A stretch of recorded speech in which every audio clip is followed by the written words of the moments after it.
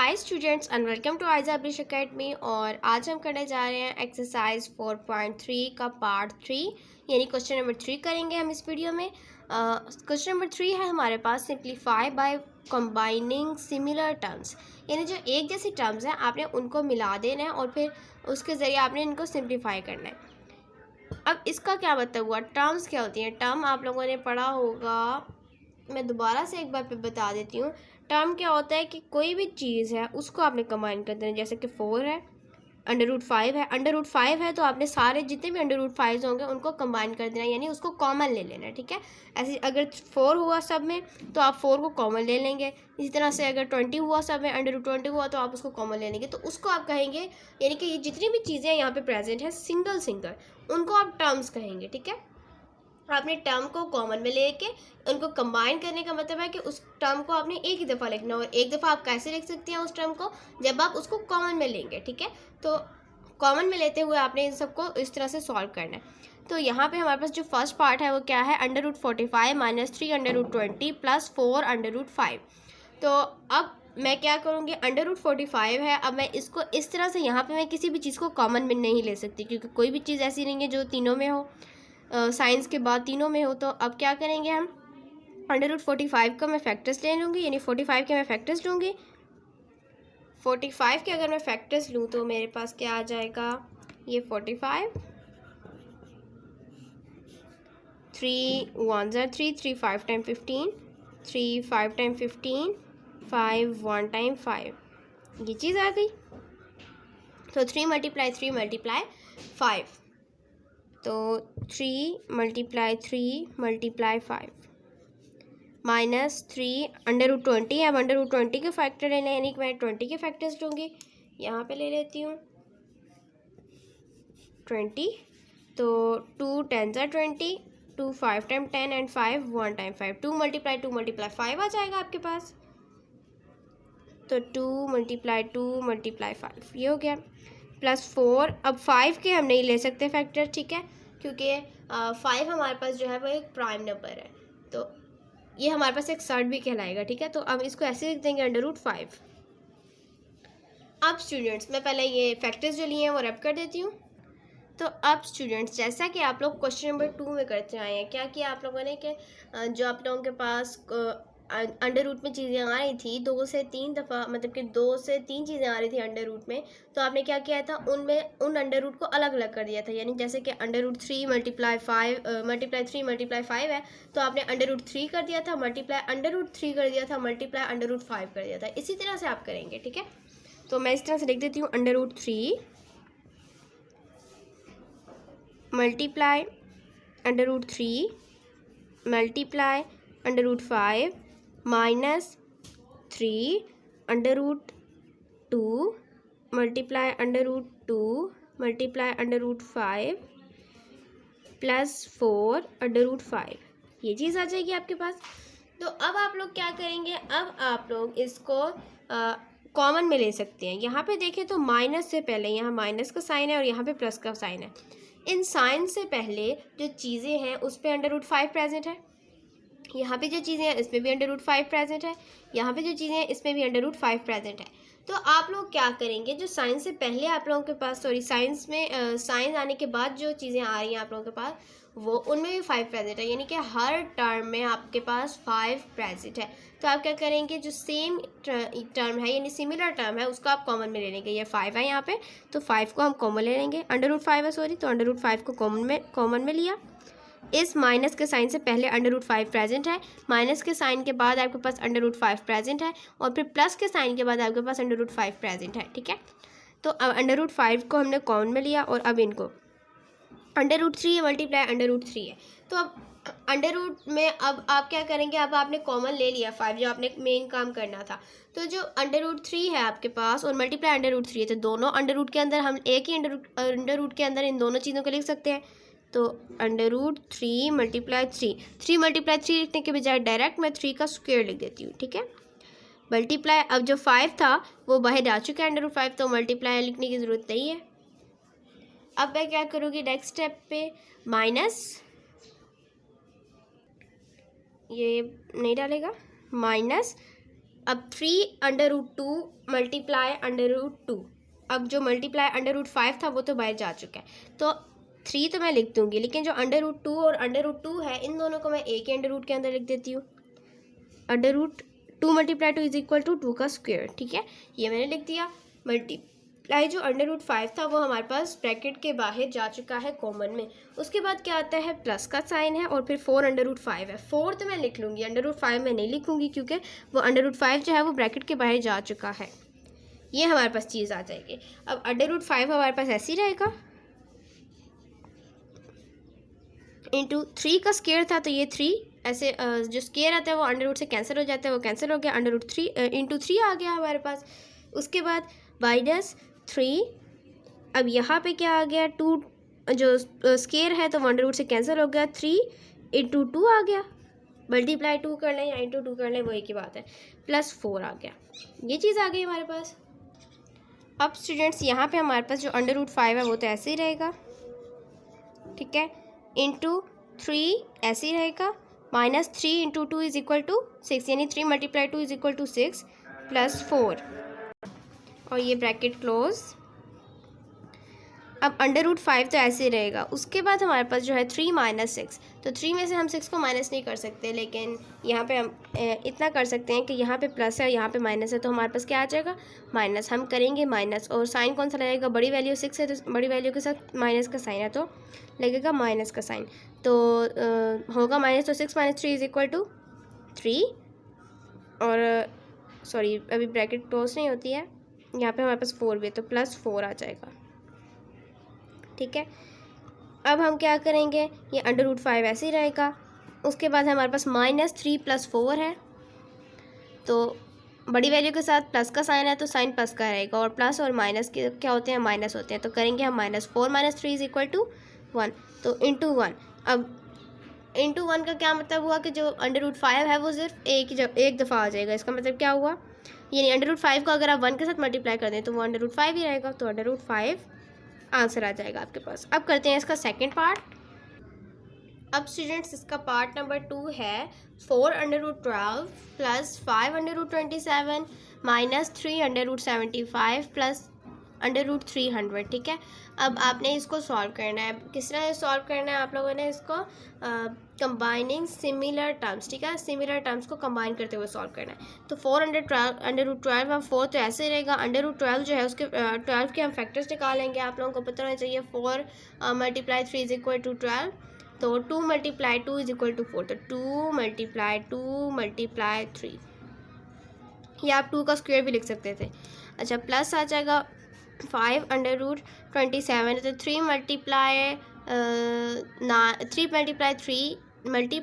7 is equal to 27, तो हम लिख लेंगे 3 का स्क्वायर मल्टीप्लाई 27 लिख ले, 3 का स्क्वायर मल्टीप्लाई 7 लिख लें, या 3 × 3 × 7 लिख लें। क्योंकि मैंने यहाँ पे 2 × 2 लिख दिया है तो इसलिए मैं यहाँ पे 3 × 7 लिख रही हूँ, ठीक है।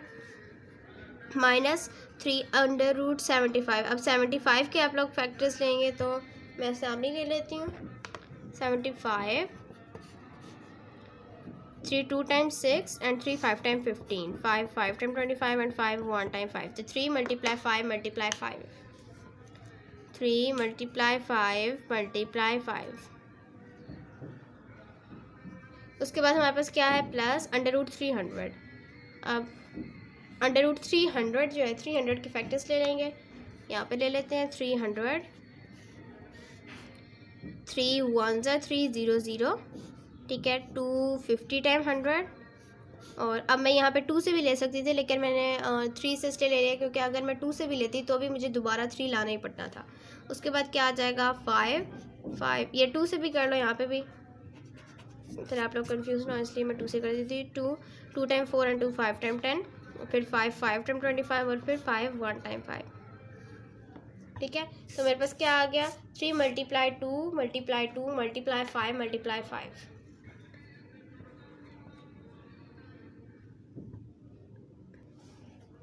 2 × 2 × 5 × 5, ये चीज़ आ जाएगी। अब स्टूडेंट्स हम क्या करेंगे, पहले मैं ये जो फैक्टर्स लिए हैं इनको यहाँ से रब कर देती हूँ। तो अब क्या करेंगे हम, यहाँ पे हम अंडर रूट अलग कर देंगे 4। अब यहाँ पे 2 मल्टीप्लाई 2 है, तो मैं ऐसा करती हूँ कि 2 का स्क्वायर लिख देती हूँ, ठीक है। तो अंडर रूट 2 का स्क्वायर मल्टीप्लाई अंडर रूट 3 अलग कर देंगे, प्लस 5 अंडर रूट 3 का भी square multiply 7 under root 7 sorry, ठीक है। फिर माइनस 3 अंडर रूट 3 मल्टीप्लाई, अब 5 भी 2 दफ़ा है तो मल्टीप्लाई 5 का स्क्वायर कर देंगे, अंडर रूट 5 का square plus under root 3 multiply under root 2 का स्क्वायर मल्टीप्लाई अंडर रूट 5 का स्क्वायर। अब मैंने स्क्वायर क्यों डाले हैं ये तो आप लोगों को पता होना चाहिए, ठीक है। तो अब इक्वल 4 ऐसे ही आ जाएगा। नहीं स्टूडेंट्स, हम डायरेक्टली इस प्रोसेस को कर लेते हैं। अब क्या करेंगे, यहाँ पे देख लेते हैं कि कौन सी चीज़ ऐसी है जो कॉमन में आ रही है। 2 तो 2 के स्क्वायर से कैंसिल हो जाएगा, यानी 2 के ऊपर कोई स्क्वायर नहीं बचा। उसके बाद अंडर रूट 3 है इधर और अंडर रूट 5, अब ये भी जो 3 है 3 का स्क्वायर है, ये अंडर रूट के साथ कैंसिल हो जाएगा। उसके अलावा यहाँ पे हमारे पास क्या प्रेजेंट है, अंडर रूट 3, यहाँ पे हमारे पास प्लस का साइन है, प्लस का साइन के बाद यहाँ पे हमारे पास अंडर रूट 3 प्रेजेंट है, और फिर इसके बाद हमारे पास प्लस का साइन यहाँ पे है, और इसके बाद यहाँ पे हमारे पास अंडर रूट 3 प्रेजेंट है। सॉरी ये फैक्टर्स गलत बन गए हैं, मल्टीप्लाई 3 होता है यहाँ पे, क्योंकि 3 टाइम 9 है, 9 3 टाइम 27 होता है, तो मल्टीप्लाई 3 आ जाएगा। अब यहाँ पे हमारे पास अंडर रूट 3 बच गया है, यहाँ पे भी अंडर रूट 3 बचा है हमारे पास, फिर प्लस का साइन के बाद भी हमारे पास अंडर रूट 3 बचा है, फिर माइनस के साइन के बाद भी हमारे पास अंडर रूट 3 बचा है, और फिर प्लस के साइन के बाद भी हमारे पास अंडर रूट 3 बचा है। तो हम अंडर रूट 3 को कॉमन में ले लेते हैं।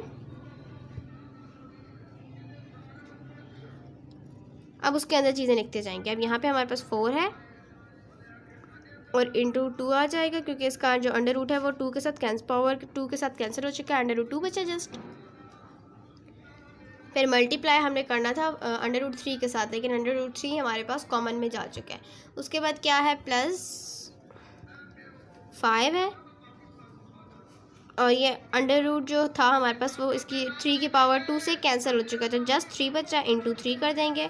फिर मल्टीप्लाई अंडर रूट 3 है, अंडर रूट 3 हमने कॉमन में ले लिया तो हम ये नहीं लिखेंगे, माइनस का साइन आ गया, तो माइनस के बाद 3 हमारे पास लिखा जाएगा, और अंडर रूट 3 हमारे पास कॉमन में आ चुका है तो हम नहीं लिखेंगे।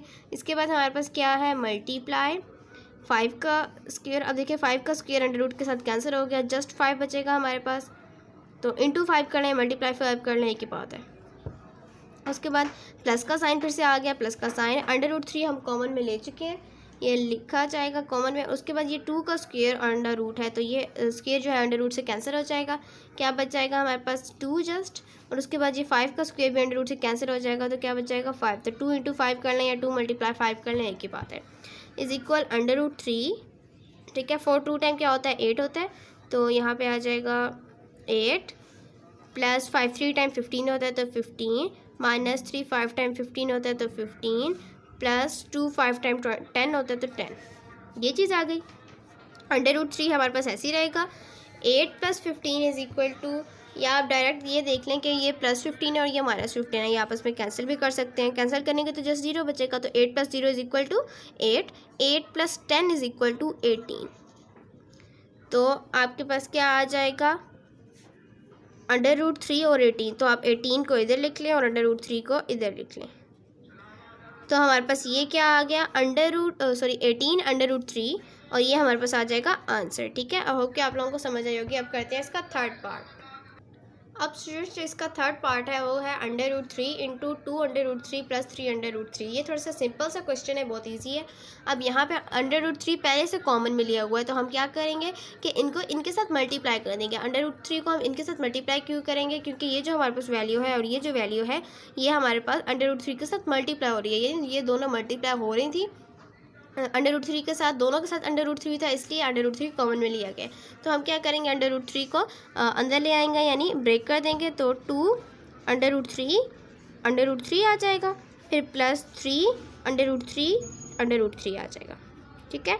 ये जो अंडर रूट 3 था ये इन दोनों के साथ मल्टीप्लाई हो गया। अब यहाँ पे अगर हम चाहें तो अंडर रूट 3 और अंडर रूट 3 या सिंपल सिर्फ एक अंडर रूट 3 को कॉमन में लेंगे तो जस्ट 1 अंडर रूट 3 बचेगा दोबारा से अगर हम करें तो इसलिए हमने इसको ब्रेक कर लिया। अब हम क्या करेंगे, यहाँ पे हमारे पास जिस तरह जब यहाँ पे कोई साइन नहीं है इसका मतलब क्या है कि ये मल्टीप्लाई हो रहे हैं। डॉट डालें आप लोग या ना भी डालें तो भी इसका मतलब यही है कि मल्टीप्लाई हो रहे हैं ये दोनों। तो हम ऐसे कर सकते हैं कि इनको एक ही अंडर रूट के अंदर रख लें। अब हम ये थोड़ा सा इन्वर्स प्रोसेस करें। पहले हम क्या करते थे कि इनको कॉमन में ले लेते थे और इनका जो अंडर रूट थे वो अलग अलग कर लेते थे, लेकिन अब हम इनको एक ही अंडर रूट में लेके आ रहे हैं। क्यों लेके आ रहे हैं? क्योंकि 3 मल्टीप्लाई 3 करूँगी तो 3 का स्क्वायर बन जाएगा और 3 का स्क्वायर हमारे पास अंडर रूट से कैंसिल हो सकता है। तो ये हमारे पास एक 3 है और दूसरा 3 है, तो 3 मल्टीप्लाई 3 इज इक्वल टू 3 का स्क्वायर प्लस 3 अंडर रूट 3 का स्क्वायर। ठीक है, स्क्वायर अंडर रूट से कैंसिल हो गया। हमारे पास क्या बच गया? 2 इंटू 3 प्लस 3 इंटू 3, ये चीज़ बच गई। 2 3 टाइम हमारे पास क्या होता है? 6 प्लस 3 3 टाइम होता है 9, तो 6 प्लस 9 आ गया इज इक्वल टू 6 प्लस 9 करो तो हमारे पास क्या आ जाता है? 15। तो जो 15 है वो आपका आंसर आ गया। बहुत ही सिंपल और ईजी सा क्वेश्चन था। अब करते हैं इसका नेक्स्ट पार्ट। अब स्टूडेंट्स इसका पार्ट नंबर 4 है, वो है 2 into 6 under root 5 minus 3 under root 5। ठीक है, तो हमने क्या करना है? अब यहाँ पे हमने 2 कॉमन में लिया हुआ है, जस्ट 2 है, अंडर रूट 2 नहीं है। ठीक है, तो हम क्या करेंगे? जो 2 है वो इस टर्म के साथ भी मल्टीप्लाई हो जाएगा और इस टर्म के साथ भी मल्टीप्लाई हो जाएगा। तो इज इक्वल टू 2 इंटू 6, इसको अब अलग अलग कर लेंगे, 6 अंडर रूट 5। ठीक है, माइनस 2 इंटू 3 अंडर रूट 5। तो क्या हो गया? 2 6 टाइम 12 होता है, 12 अंडर रूट 5 आ जाएगा। माइनस 2 3 टाइम 6 होता है, तो 6 अंडर रूट 5 आ जाएगा। उसके बाद 12 अंडर रूट 5 और minus 6 under root 5। Under root 5 और अंडर रूट 5 दोनों टर्म्स में प्रेजेंट है, तो अंडर रूट 5 को हम कॉमन में ले लेंगे। इंटू क्या आ जाएगा? 12 माइनस 6। ठीक है, is equal to under root 5, 12 minus 6 is equal to 6 आ जाएगा हमारे पास। तो हमारे पास अंडर रूट 5 इंटू 6 आ गया। अब हम इसको अरेंज करके देख लेते हैं। पहले हमारे पास क्या आ जाएगा? सिंपल जो टर्म होती है वो आ जाएगी, और उसके बाद हमारे पास क्या आ जाएगा? रेडिकल फॉर्म में जो टर्म है वो आ जाएगी। तो 6 under root 5 is equal to answer. ये आप लोगों का आंसर होगा। तो स्टूडेंट्स आज की वीडियो खत्म हुई। आई होप कि आप लोगों को समझ आई होगी। अगर वीडियो अच्छी लगी हो तो वीडियो को लाइक करें, अपने फ्रेंड्स के साथ शेयर करें और चैनल को सब्सक्राइब करें, ताकि मेरी हर वीडियो आप तक सबसे पहले पहुंच सके। और अगर आप लोग इसका क्वेश्चन नंबर 4 देखना चाहते हैं तो काइंडली मेरे चैनल को सब्सक्राइब करें, ताकि मेरी जो वीडियो है नेक्स्ट वीडियो वो आप तक सबसे पहले पहुँच सके। Thanks for watching.